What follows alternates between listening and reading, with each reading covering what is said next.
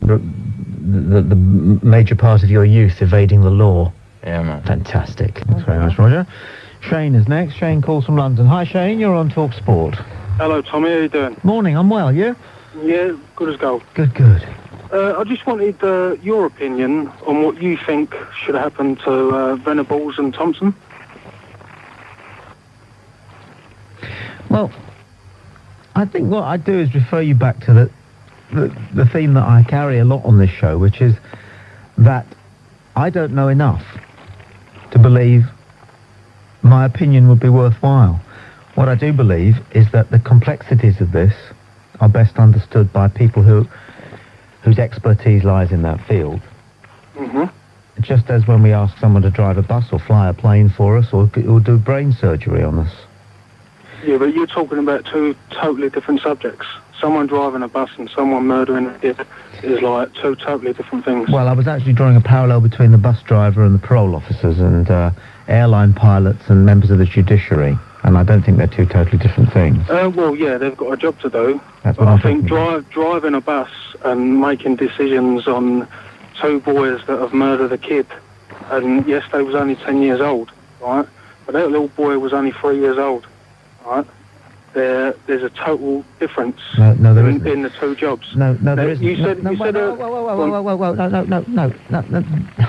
Of course there's a difference. There's a difference between being a bus driver and a train driver. Yeah, well, we're not talking about that. We're talking about someone who's... we're talking about two... We are talking about that. Well, the people who make judgments, all right, about a person's fitness for parole... Yeah. Are those who work in that field, who've studied and trained, and just to say, what do you do for a living? I'm a security. I do security. You're a security officer? Yeah. So you're trained and practiced and skilled in the art of guarding a building? Yes. Right, okay. Well, that's what you do.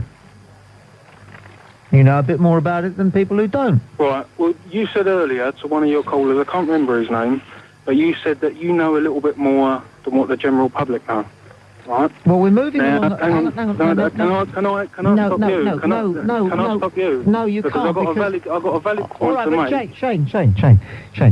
Yeah. We have to move at the right pace in conversation. I'm not in any rush. Right, well, nor need you be. Right, no, I just want to make a point, which is something you said earlier, right? Now, you said that the two boys, Thompson and Venables, tried to resuscitate Jamie Bolger, right? Is that right or wrong?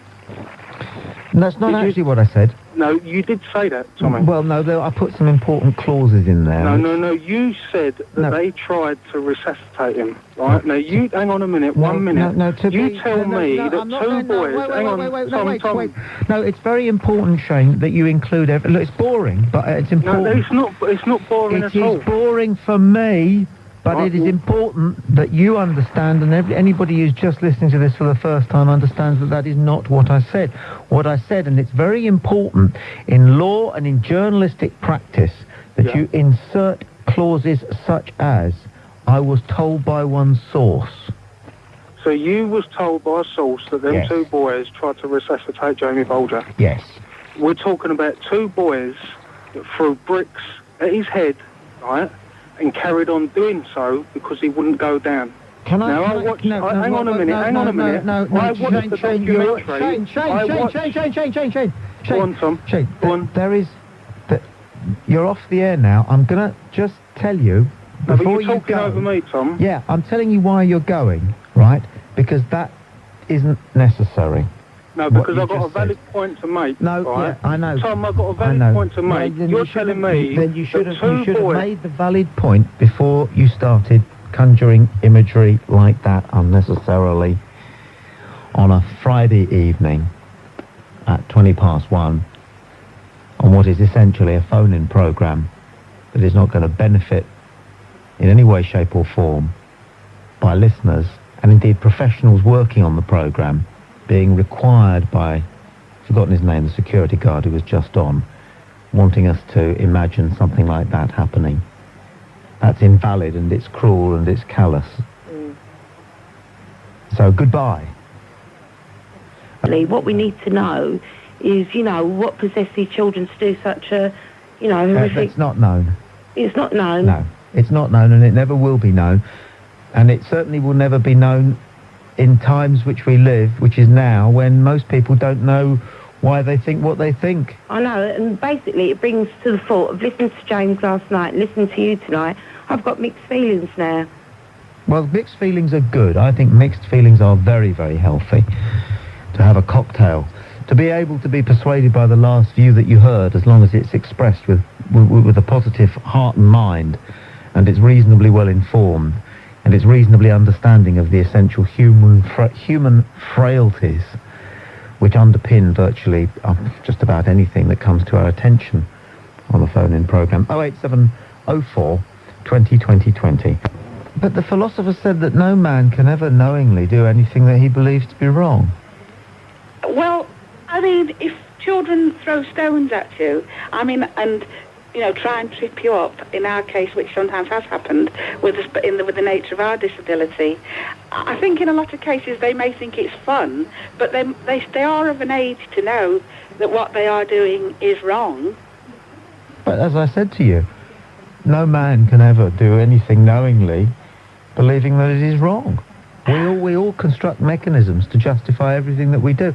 I promise you, Maria... I just can't... I don't know if I'm not intelligent enough, but I don't really follow. Possibly. What it is that all of us, when we are doing things that other people judge to be wrong, and all of us do that... Yeah. Hang on. But you would know if you were being... Wait. We say to ourselves, yes, they may think it's wrong, but I'm doing it because it's right at the time. But you would know yourself if you were doing something cruel to somebody, wouldn't you? Not necessarily. I think you've lost me. I won't argue with you because it's not my, but you have lost me on that one, Tom. Well, can you think of anything then that adults do that they know are wrong? Or do they not say, yes, but... come on, Maria. You know that yes, adults but I would know if I was being cruel to somebody. Of course I would know. If I deliberately set out to do something physically cruel to somebody, I would know I was doing it. No, but hang on a second. People don't deliberately set out to do something that's cruel to somebody. People say that what they're doing is acting to acting to right or wrong. They say that person has... What about those people in Gloucestershire or somewhere who have had their garden weed killered? I don't know if you read that. No, I didn't. Well, whoever's doing that believes that it's right, because people do. Yeah, but you wouldn't walk up to somebody disabled and physically kick them or try and trip them up, would you? Surely. Well, no, Maria, you see, you're asking the wrong question. You're saying I wouldn't deliberately do that. Well, you know it was wrong. I'm trying to help you with this. Where are we? Yeah. The thing about morality in children is very difficult. I've got a book I'd love you to read. Yeah. I don't know if you read much. We do, but we have to read Braille. Well, you'll get this in Braille. Yeah. I would love you to read Lord of the Flies. We have done. Okay. William Golding, Now, what's that about? Cruelty on like a desert island when they were shipwrecked. The children were allowed to run wild. Well, not allowed to, but they did run wild because they were marooned for so long.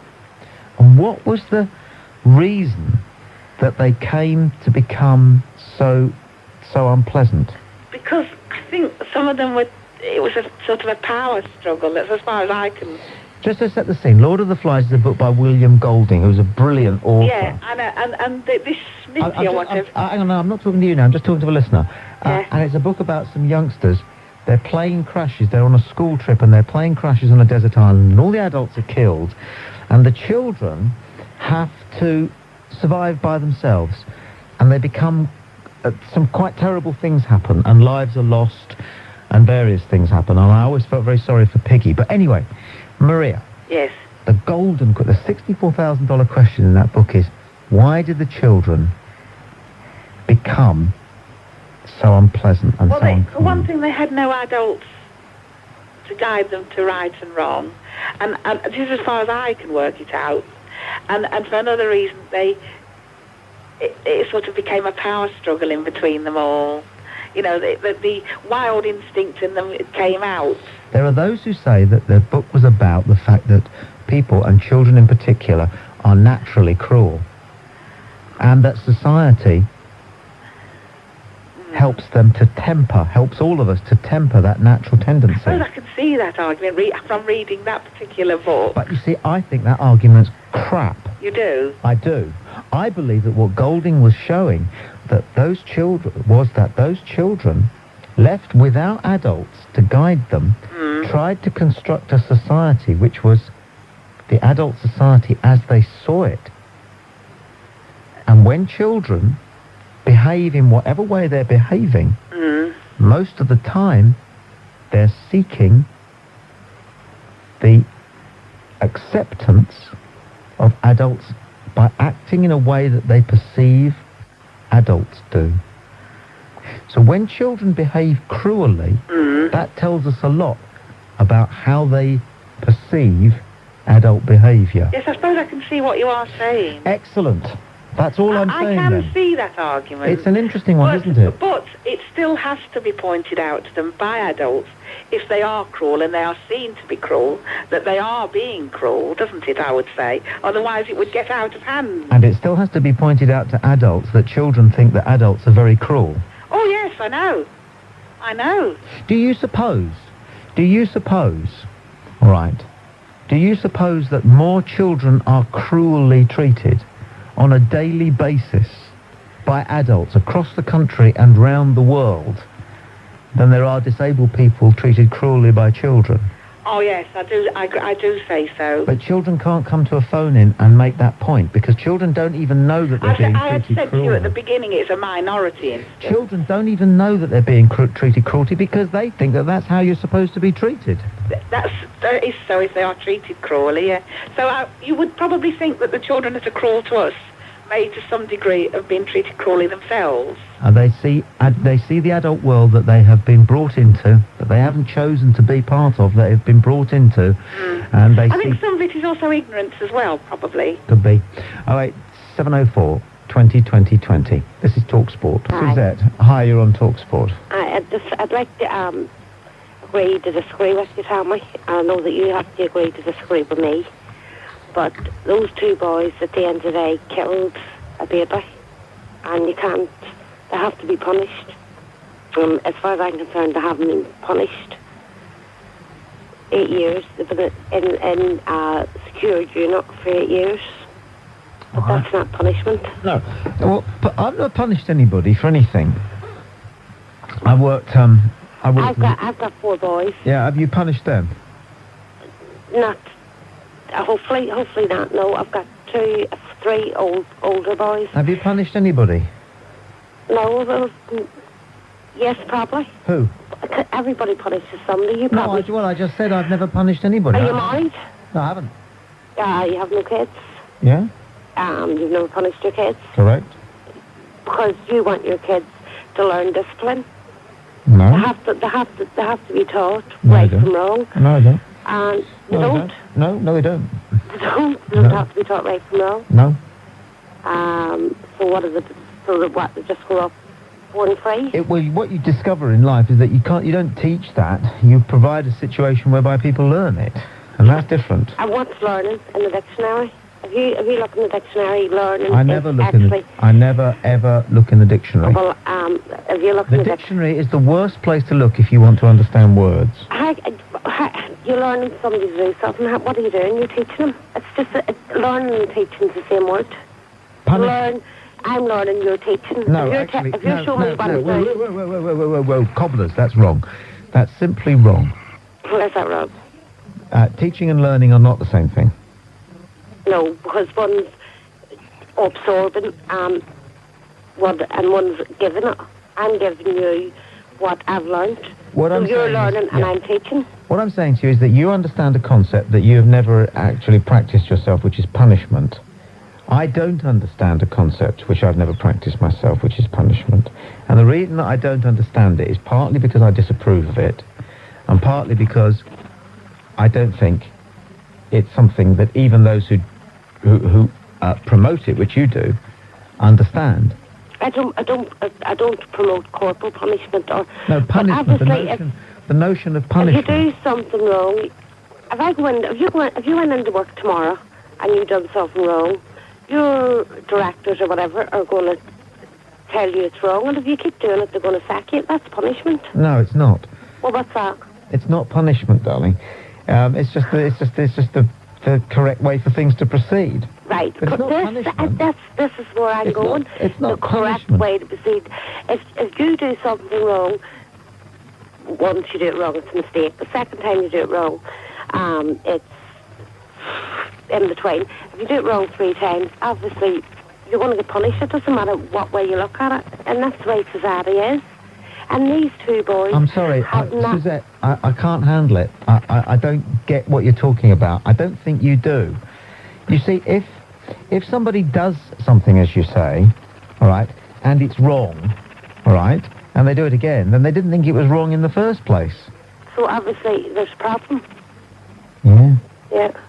So these 2 boys went out the first time. This is what I've taken from TV and the press and everything else. They tried to pick up a child. They couldn't do it, and they went and they done it again. And the 2 boys knew they were doing wrong. They admitted that they knew they were doing wrong. Let's talk about the positive outcomes of this thing called punishment that you understand, which I don't, right? Seems to me, and I might be putting words into your mouth, so do paraphrase or rephrase, Don't worry, I will. or change what it is I have to say, but it seems to me that there could be, you might think there are some positive benefits to come out of punishing people, which is that they will realise that they should never do that thing again, or it will make the victims or the families who have survived feel better. No. I can't think that there are any other reasons. No, you see, they have to know that they've done wrong, and as far as I'm concerned, they've been in security unit for 8 years. The parents got new houses, new identities and everything else. And at the end of the day, as far as I'm concerned, they have been rewarded.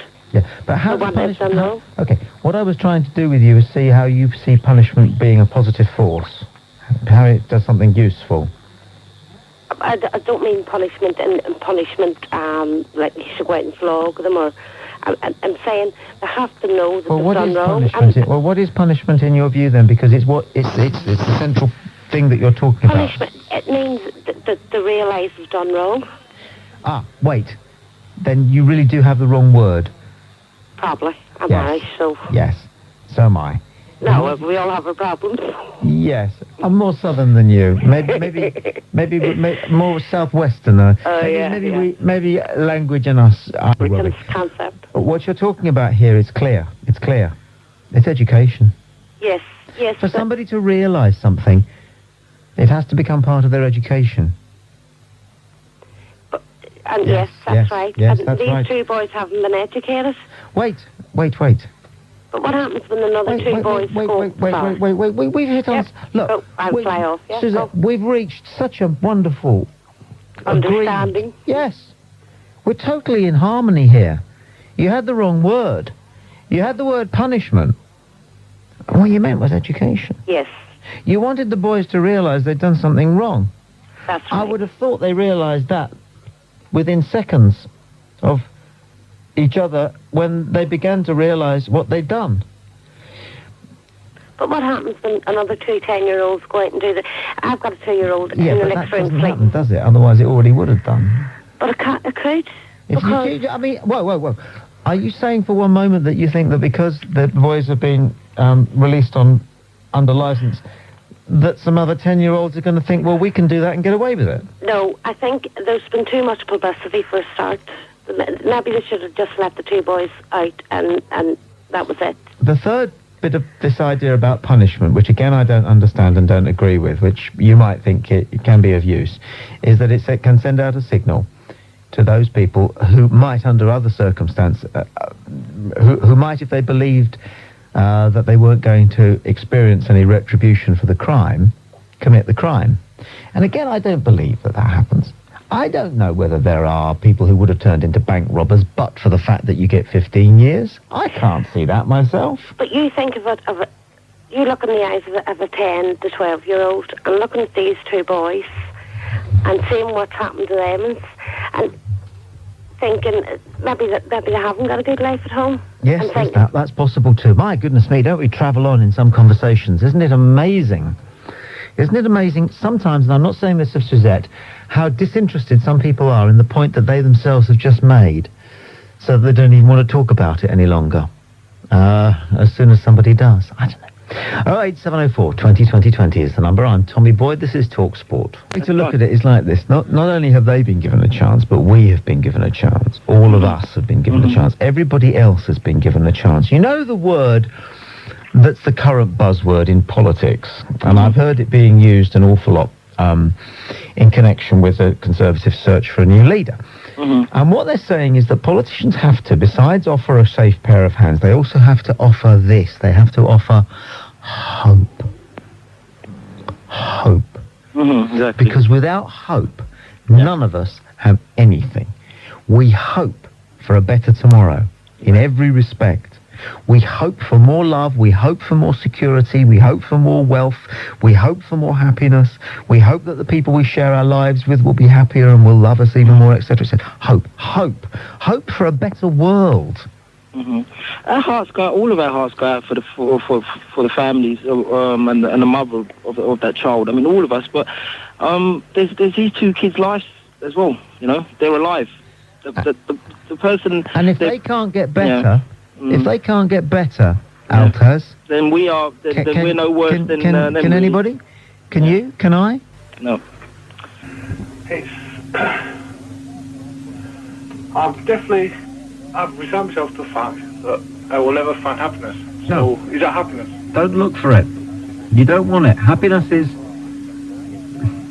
shallow. You get happy from somebody slipping up on a banana skin. It's an elation, a feeling of elation, which is purely it's purely of the body. It's of the, and yet there's something deeper that you can get, which is the look that you get on the face of the statue of the Buddha, which is one of peaceful, amused contentment. Contentment is what you need, to feel contented. Apart from the fact that North End are going to get promoted this year, that's contentment, yeah? Which, sorry? Preston North End. Preston North End. The finest team in the league, the oldest. Yeah. You probably have heard of them. Yes, sir, of course I've heard of them, yeah. Right, contentment, yeah, it's, Just see if you can feel contented with what you've got. A cup of coffee can make you feel contented. What makes you happy? But contentment is quite delicious. When you're contented, you're relaxed. You're breathing consciously. Do you breathe consciously? well, I breathe as a matter of course, yeah. Exactly, you do. As dictated by your autonomous nervous system, but breathe... Have you heard of a mountain called Ingleborough in North Yorkshire? No. No. No. I can see why you're not happy. Why? It's your little butterfly brain. Something. Got to slow down, hasn't it? Yeah, it tends to fly a bit. How do you know that? Yeah. Oh, sixth sense, or maybe I've been round the block a couple of times. Probably a bit of both. Right. Can't help you. All I'll say is that you're looking for the right thing, and not a lot of people get that far. Right. Yeah. I was just the Welsh people tend to phone you up, and I understand exactly what you say. The English just shove it off. Yeah. Yeah. The one thing that the English do better, the last thing that the English do better than anybody else, is not give a fig about being English. Well, yeah. That's a very proud trait, and I'm proud of one thing about the English and being English. I'm desperately proud of the English attitude towards being English, is to shrug it off. And when I see all the rest of the nations, and the Americans are terrible at this, and so the French are awful when it comes to this tub-thumping, chest-swelling, chin-out, I am such and such a nation. You're not. You're a bloke, mate. You're a bloke. You happen to have been born on a bit of mud where various things happen. So, Tommy, how's Fred done? Before you're live on Talksport. Good morning. Good morning. Good morning. You're an arrogant Englishman, aren't you? Talking about everything that's, the English. Well, whatever I talk about it a lot better than you can, clearly, don't I, really? No, Let's be honest. I mean, what kind of a sentence was that? Well, write it down, and you'd have to say this could be improved. What a more honest thing to say about the English held their heads up high when they go off abroad rioting, and you're having a go at the Americans and the Germans. It's not very practical, is it? I think. Now, you still have to do better than this. I'm sorry. I'm not going to talk to anybody who's as inarticulate as you are. How can you be proud to be English? Can you answer me that? I mean, what's there to be proud of? And it's still not a good conversation because it doesn't bear any relation to anything that I've said, and it's... Well, go and kiss Timmy Mallet's wallet, then. It's pretending to, isn't it? Go and kiss Timmy Mallet's wallet. I haven't got a pair of big enough lips. Go on. It's my show. Oh, is it? Oh, well, off you go, then. Piss off. Oh. Piss off. Got to do with it. Well, my point is this. What I like about the English is that they're not particularly bothered about being English. I think that's a great trait. Because nationalism and xenophobia has killed more people than anything I can think of. Can you think of anything that's killed more people than nationalism? Well, you're anti-Welsh and you're... No, I asked you a question. Well, I mean... And I know you're not very clever, you've proved that, but... I'm more clever than you, mate. Well, you wouldn't say more clever then, would you? Well, if you've been on... No, just answer me that question. Can you think of anything that's killed more people in the history of the planet than nationalism? You should be able to, because I can, but you go ahead and tell me. Well, I don't discuss my personal... I'm not talking about your personal love life, although that wouldn't be a very long conversation, would it? Yeah, but I mean, what an idiotic thing to say about the English being sort of cleaner than white. I mean, it's nothing to be proud of, but are useless. Oh, go away. Pathetic attempt of an argument. I love having an argument, and I enjoy having an argument with bombastic, intelligent. I like intelligent. I like vindictive. Vindictive is great. Nothing wrong with vindictive in an argument. You don't even have to make up. One of the great things about families is that you can have an argument and 10 minutes later you'll say, well, who wants a cup of tea? And it's all forgotten. Great. That's the purpose of families. One of the purposes of a family is to be able to have a good argument, belligerent, antagonistic, vindictive even, spiteful sometimes, brutal. You would never say to a stranger some of the things you can say to your family, and then 10 minutes later it's who wants a cup of tea. But I can't argue with rubbish like that. There's just no point. It's not interesting for anybody. Well, a part of all of us doesn't like ourselves. Yes. I mean, I've counted 9 of me. How many of you are there in there? Well... I mean, people go on about schizophrenia, and they don't usually understand it, and they've got this idea that it means that you've got 2 personalities inside your own body. Well, it's much more complicated than that, of course. But nevertheless, I've managed to identify 9 different me's. Yeah. And one of them doesn't like me. Yes. Now, one of them loves me. One of them thinks I'm the best thing on the planet. Yes, I could identify with you there. One of me is a small child, a very, very small child. Yes. Hopeful and loving and looking up at the world all the time. I do. And so I can sympathise. Sincerity, I do. I can sympathise with people who don't like themselves. Yes. Anyway, I've got a joke for you, Tommy. All right. That's a good idea. Right. Why do sumo wrestlers shave their legs? I don't know. Why do sumo wrestlers shave their legs? They don't get confused with feminists. That's very good. Quite like that one myself. Wait, you'd better pop off. We've got the... Line 1, you're live on Talksport. Good morning. Good morning, Tommy. Now, before I begin, I'm not here to wind you up, by the way. Can I go and get a cup of coffee while you're on? No. What? We'll get somebody to give you one. No. You just prattle on. I'll get a cup of coffee. You have a servant there, do you not? Hello? Now, anyway, I'll speak. I was going to ask you a question. Are you back yet, Tommy? I wanted to ask you who Timmy Mallet was. Tommy Boyd on Talksport. Tommy Boyd on Talksport. Come and have a go if you think you're hard enough. The final frontier of freedom of speech. Tommy Boyd. There is no escaping here? Outside of society. Tommy Boyd. The answer is still no. The trick here is to get him to come where we want him. People like you should be ousted from the work that you are doing. No sellout. Ousted from the work. Welcome to Planet Tommy, the virtual soundscape where Tommy's right and everyone else talks crap. Ousted from the work that you are doing. Take your Wellingtons off, children, and Mammy will tell you a pleasant story. New radio for a new generation. The only thing power respects is power. Tommy Boyd. They take one little word out of what you say. Word. Ignore all the rest. Then they make the magnified all over the world and make you look like you actually are. Tommy Boyd. Tommy Boyds. Evening. Thank you for choosing Talksport this Saturday evening. Make a note of the phone number 08 704 20 20 20. You never know when you might decide that people ought to listen to what it is you have to say, what you think about whatever it is we find ourselves talking about. Inevitably, last night, from 11 o'clock through until Charlie Wolf took over at 2, we found ourselves talking almost entirely about the latest in the Bulger case and the decision to release on license the two boys, Thompson and Venables.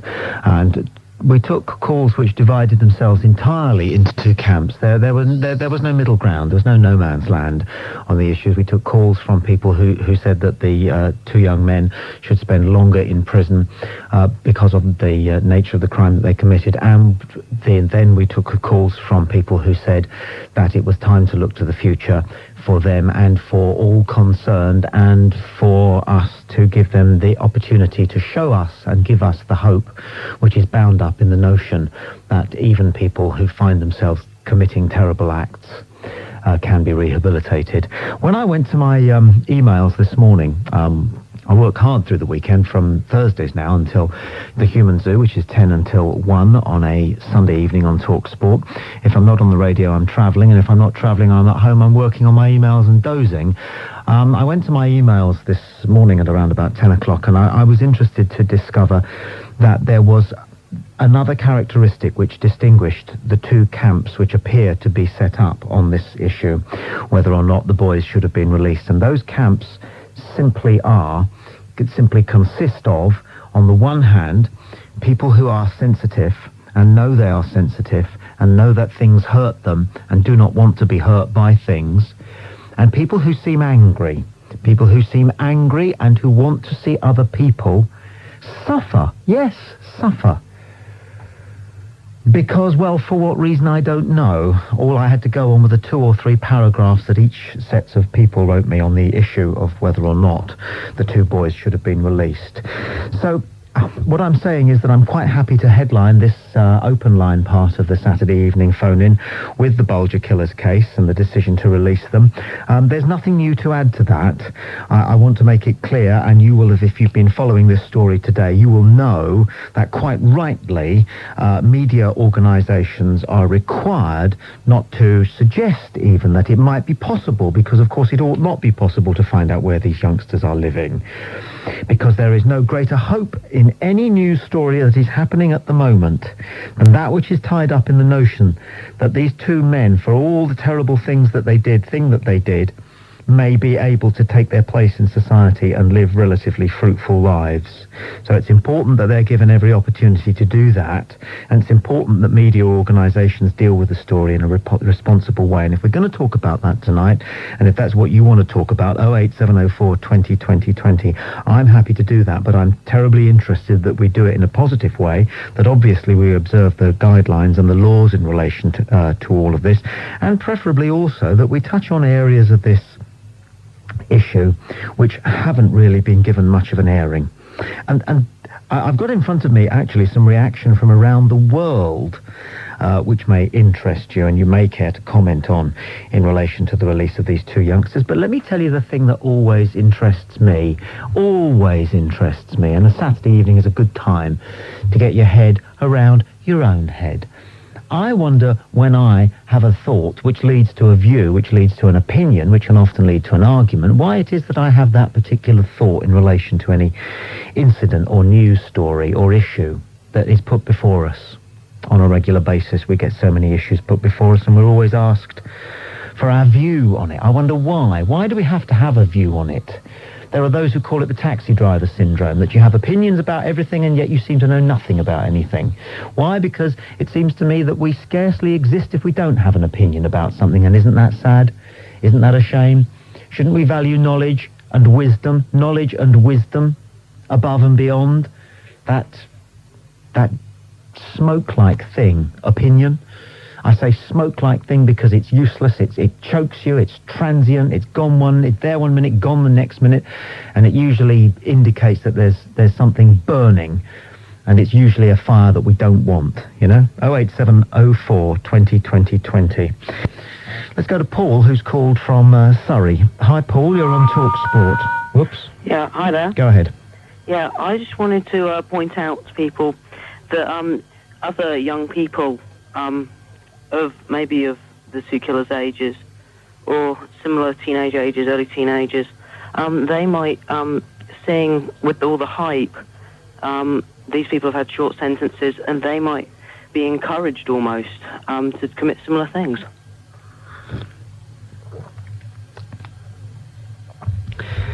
I think that's pretty unlikely, in my own view, I have to say. Yeah. A crime like that was hardly so thought about by the perpetrators, surely, that they would have involved in their thinking. What kind of penalty are we going to have to suffer if and when we're caught? Well, I think at that age you know what's right and wrong, so, I mean... let's move on. We can move on to that if you want to in a moment. I mean, that's simply not true. There's no evidence and there's no profound thinking which supports that point of view. It's simply not true what you just said. And nobody can substantiate that notion that at the age of 10, youngsters have a good grasp of morality. Because I don't know many adults who do, mate. I don't know many adults who do. Well, they have a basic grasp, they know that... What I know is that everybody thinks that everything that they're doing is roughly right. Everybody thinks that. And what I also know is that just about everybody thinks that more or less everything that everybody else is doing is more or less wrong. Ah. But that's not true. If that was true, then That is true. That is true. I'm telling you that's true. It's not 100% true. I said almost everybody. Were you listening? So we agree. Yes, but people still get nervous when they know they're doing something wrong. Otherwise, everybody would be going around without any worries at all. No, let's be absolutely clear in our terms. I know what you mean when you say doing something wrong, but I'm going to rephrase it for you so it makes sense. Okay. When they're doing something that they think is right, but they think that they might get caught and punished for it, then they're nervous. That's what makes them nervous, the idea of being caught. Not that they're doing something wrong. Oh, yeah. Yeah. Okay. Yeah. All right, and thanks. Okay, thanks. Okay. Let's go to Mary, who calls the show from London. Good evening, Mary. You're on Hello. Talksport. Hello, Mary. Hello, Tommy. I'm sorry to trouble you about this, but this has been puzzling me for years. I know Bootle very well and the shopping centre, and it's always crowded. Now, why didn't the mother and father hold that child's hand? Oh, Mary. Now, that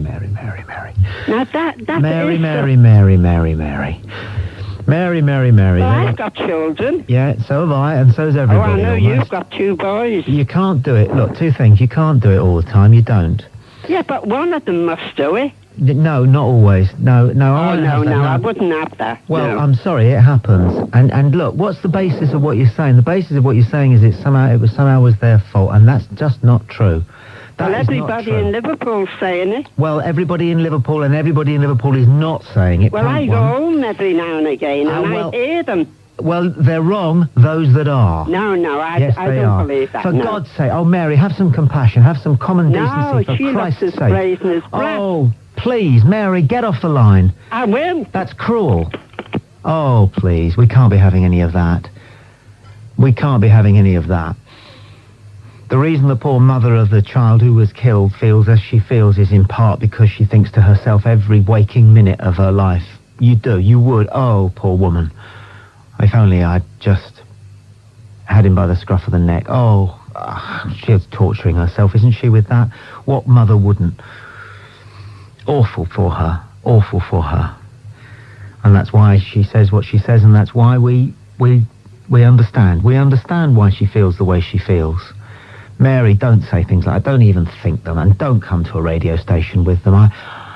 Of course we look after our children. Do you have any idea, Mary, you brought your children up in a different time, I would guess. Do you have any idea what it's like now? Every single time one of my sons asks if he can nip down to the one stop and get an ice lolly, my first thought is paedophile, my second thought is juggernaut. But you've got to allow a little, you just cannot have them tied to you. Until they're what age? When do you let them find out for themselves? Explore a little bit. It's hard work taking children shopping to a mall. It's hard work doing anything with any number of children. You have to concentrate not to hold your temper, not to lose your temper. You have to concentrate to answer all the questions. You have to concentrate to find a constructive way of saying, no, you can't have a lolly. No, you can't have a comic. No, we're not going home just yet. Yes, that is a very interesting piece of chewing gum on the floor. Oh, goodness, but let's lose that thought. Let's lose that thought. When I think to myself, why does that woman feel as she does? Poor woman, poor mum. God, I almost go weak at the knees. I think you're wrong to say that politicians need to be doing more, investing whatever it is. I think it's more important that we get a sensible perspective on the things that are reported to us to be happening by other people. Mm-hmm. Because there is a distortion in what we hear about. The distortion being quite simply that it's of interest to us all to know that terrible things are happening. No, I don't believe that. I prefer actually... Hey, fella, I'm telling you, it's what I do. If I did a show tonight about all the good things, I'm telling you. You'd have a problem filling it. I'm telling you. And I'm trying to deal with this positively, because you also talk about Mary Bell. You say that. I'm not sure that you are, because I haven't heard anything that can be of use. Look. But it can be of use. The gangs around here can be 100, and they can attack you because they don't like the way they're being looked at. The mistake you're making is believing that people listening to your programme are in any way influential and can do any of the ideas that you've got. They can't. Well, I found it interesting that you had a guy on earlier on who actually was basically regurgitating what I believe, and what I've discovered is that these people have been excluded from the debate. Right? When he talked about people attacking the vans. Well, let me ask you that question. Why did the police tell them it's going to be there? Why do the police always say, we're going to have this hearing here, we're going to bring these people down here, so everybody knows where to go? Yeah, that's a sudden thought you've just had. I've had that thought for ages. I've been arguing about that for years. Yes, but it's sudden in context of this conversation. Oh, yeah, but it's a point. The people who run it actually set this up. Patrick Vieira might go and play for Manchester United. Let's connect. Let's keep connected. Okay. All right? My theme is very much that an issue like this, can only be addressed within each of us as individuals. And if we have the power... Oh, that I disagree with. I can be addressed as... I disagree vehemently with you there. I actually believe that as community, that's the only way to deal with it. Do you mind if I finish before you disagree? Problem. Do you mind... Are you able to listen whilst I finish before you disagree with me? Don't do that to me. That's really unfair. Well, shut up and listen whilst I'm talking. Well, don't say shut up, because I'll say bye-bye. Bye-bye. Bye-bye. He phoned up for an argument, and of course he got one. 08704 20 20 20 is the number. Let's go to James, who calls the show in a moment. He's in Bristol. James? Talk to you in a second. This is Talksport. Don't forget to subscribe and like. Comment too if you wish. Even slap your legs and make a purchase from Ann Summers. But don't do nothing.